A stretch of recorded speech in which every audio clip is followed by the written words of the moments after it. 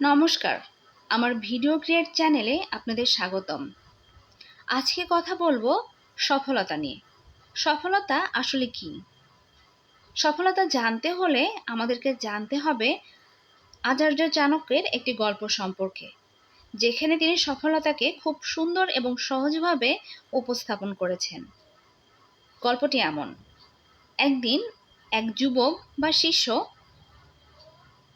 তার গুরুদেব আচার্য চাণক্যের নিকট উপস্থিত হলো এবং তার গুরুদেবকে বলল, গুরুদেব, আমাকে এমন একটি উপদেশ দিন যেন আমি জীবনে সফলতা অর্জন করতে পারি। যুবকটির কথা শুনে আচার্য যুবকটিকে একটি প্রদীপ দিলেন এবং যুবকটিকে বললেন, এই প্রদীপটি নিয়ে তুমি সারা রাত পথে হাঁটবে, তবে খেয়াল রাখবে যেন প্রদীপটির শিখা নিভে না যায়।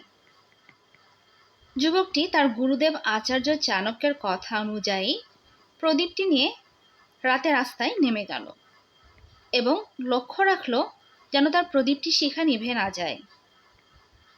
শর্ত অনুযায়ী পরদিন সকালবেলা যুবকটি গুরুদেবের নিকট উপস্থিত হলো। তখন গুরুদেব বললেন, এই প্রদীপটি নিয়ে পথে হাঁটার সময় তুমি কি কি দেখেছ? উত্তরে যুবক বলল, আমি কিছুই দেখিনি, কারণ আমার সমস্ত লক্ষ্য ছিল প্রদীপটি শিখার দিকে, যেন প্রদীপটি নিভে না যায়।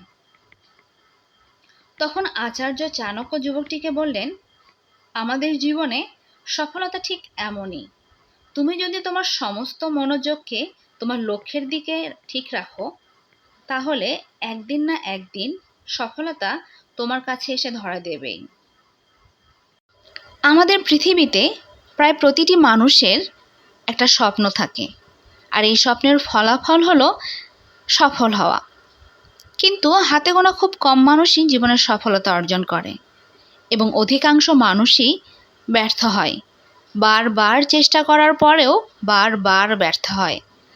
দেখা যাবে এই যে বারবার ব্যর্থ হওয়ার যে একটা দল তৈরি হয় মানুষের মাঝে, এর মাঝে থেকে শেষ সময়ে গিয়ে বেশ কিছু মানুষ সফলতা অর্জন করে। কিন্তু বারবার ব্যর্থ হওয়ার যে মানুষের দল, সেটা কিন্তু বরাবরই বেশ ভারী থেকে যায়। এর কারণ হলো সফল মানুষেরা তাদের লক্ষ্যে পৌঁছানোর জন্য সমস্ত মনোযোগকে একদিকে কেন্দ্রীভূত করে, আর আমরা যারা বারবার ব্যর্থ হই, আমরা আমাদের মনোযোগকে একদিকে কেন্দ্রীভূত না করে নানান দিকে ছড়িয়ে ছিটিয়ে রাখি। এই ভুলগুলো যখন আমরা বুঝতে পারি, তখন আর নিজেদেরকে নতুন করে গোছানোর সুযোগ হয়ে ওঠে না। আবার নতুন করে গোছানোর সুযোগ পেলেও সফলতা অর্জন করা যায় না। বারবার আমরা একই ভুল করি। এই জন্য একটা কথাই বলতে পারি, জীবনে প্রতিষ্ঠিত হতে হলে অথবা নিজেকে একজন সফল ব্যক্তি হিসেবে দেখতে চাইলে আমাদের সমস্ত মনোযোগকে বিক্ষিপ্তভাবে না রেখে কোনো একটা নির্দিষ্ট লক্ষ্যের দিকে স্থির রাখা বা কেন্দ্রীভূত করা এবং সেই লক্ষ্যে পৌঁছানোর জন্য সময় অনুযায়ী এবং সঠিকভাবে সঠিক কাজ করা।